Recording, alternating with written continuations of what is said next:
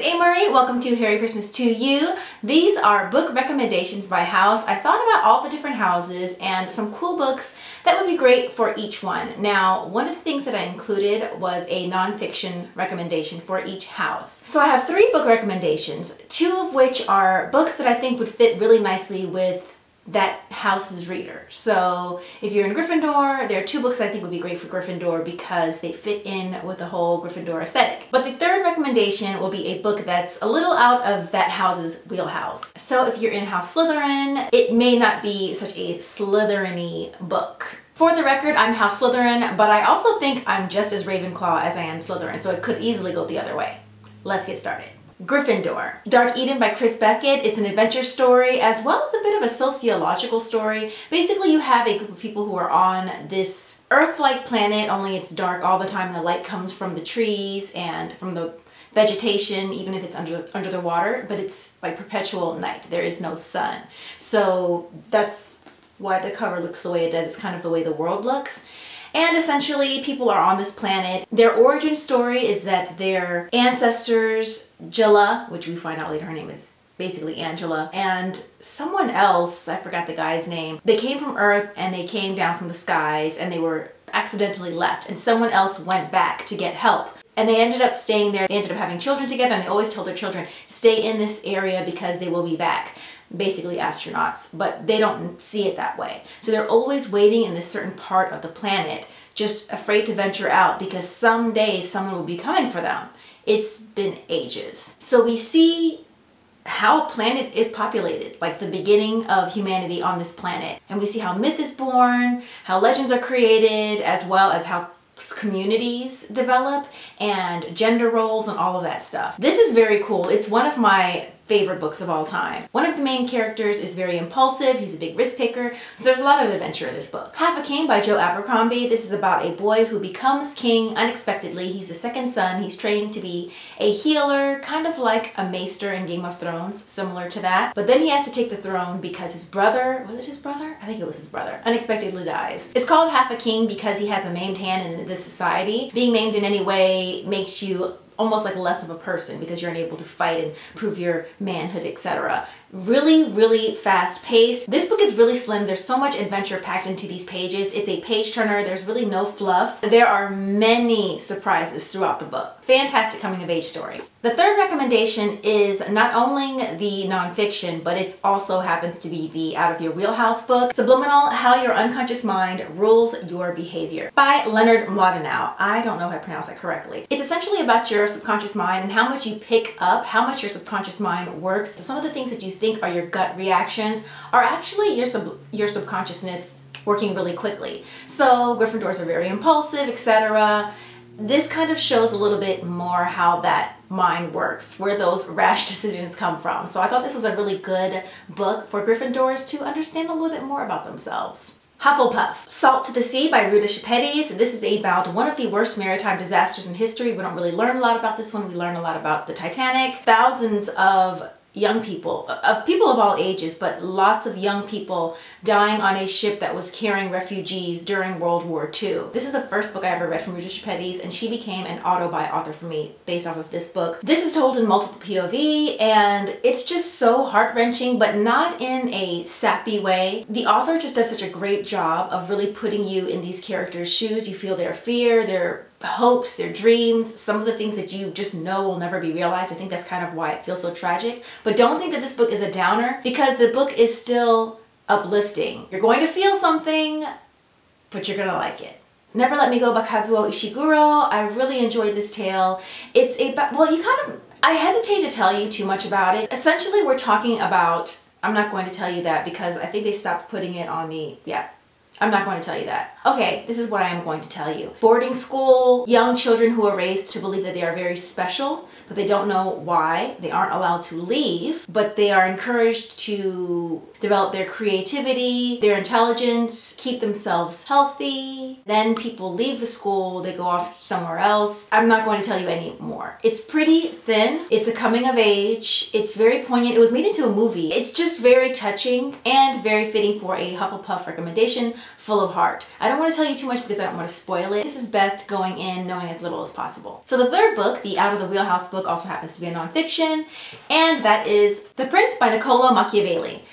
This is not a very Hufflepuff book, but listen, the world out there can be tough sometimes. You may not want to have any confrontation. This actually may help you prevent a lot of confrontation, actually. But it's important to kind of know the harsh realities of what's going out there. And I think it's very important that you read this book. Slytherins have all read this. This is like a mainstay in the Slytherin library. Actually, this is also a mainstay in the Ravenclaw library. And in case you're wondering, this is where we really ponder the question, is it better for a king or a prince, a sovereign, to be feared or loved? Very good read for Hufflepuffs. Ravenclaw. How the World is Made. The Story of Creation According to Sacred Geometry. This is by John Mitchell with Alan Brown. Essentially, we are breaking down the mathematical properties of sacred geometry, the geometry that shows up all throughout nature, and how ancient societies harnessed this knowledge. So we have sacred geometry and how it occurs in nature, as well as how it is shown. For instance, this picture here is Jerusalem. Cool illustration. This book is full of illustrations. Lots of symbolism in this book, as well as in the Book of Symbols. This book is by Taschen. Taschen makes a lot of those huge coffee table books. I'm trying to figure out who it's by. I think this is actually by the Archive for Research in Archetypal Symbolism. It's not any single person. But the editor-in-chief is Amy Ronberg and the editor is Kathleen Martin. So there's that. It's kind of like an index book and it comes with a nice handy bookmark. So it's all about symbolism. For the most part, these are the more well-known interpretations. This is probably a good book to introduce you to the rabbit hole, but if you want to go farther in, then you are going to have to extend your studies. But for Ravenclaws, there's nothing to that because life is all about exploration and learning and gathering knowledge. So this is a good introduction. And pretty much anything you can think of is in here. So for instance, hand. It'll show you different pictures of sculptures or ancient illustration of hands, as well as what hands have represented throughout time. Again, a very cool book, an introduction into the rabbit hole. So Ravenclaws are notorious for being very cerebral, so my third pick is actually a graphic novel called The Sculptor by Scott McCloud. Neil Gaiman blurbed this book. He said it's the best graphic novel I've read in years. This book is about an artist who is really struggling. He was actually kind of on his way, and then he had a bad run-in with someone really important and the guy basically blacklisted him, so he's really been struggling for years and he's thinking about giving up, and he meets someone who tells him that all of his dreams can come true. He can become the artist he's always wanted to become. He'll be huge, everyone will love his work, but he'll only have 1 year to live.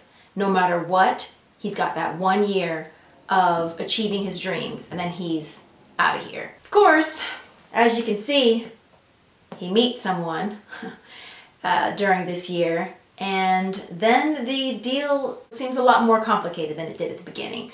A wonderful book, one of my favorites. I thought this would be a great recommendation for Ravenclaws to get out of their head a little bit and to just kind of lead with their heart. Slytherin. The Secret History of the World by Mark Booth. It's actually The Secret History of the World as laid down by the secret societies. Now, like Ravenclaws, Slytherins love tradition and ancient knowledge, although it's less of knowledge for knowledge's sake and knowledge to gain power. This contains some of the more esoteric knowledge, the lesser known knowledge that I was talking about earlier, that is in the Book of Symbolism, but it doesn't kind of cover all of these things. This book is pretty straightforward. The Secret History of the World. Things that you don't necessarily learn in history class, just give you a little piece of the flak jacket, starting from a dangerous premise that everything we've been taught about our world's past is corrupted and that the stories put forward by the various cults and mystery schools throughout history are true. Booth produces nothing short of an alternate account of the past 3,000 years.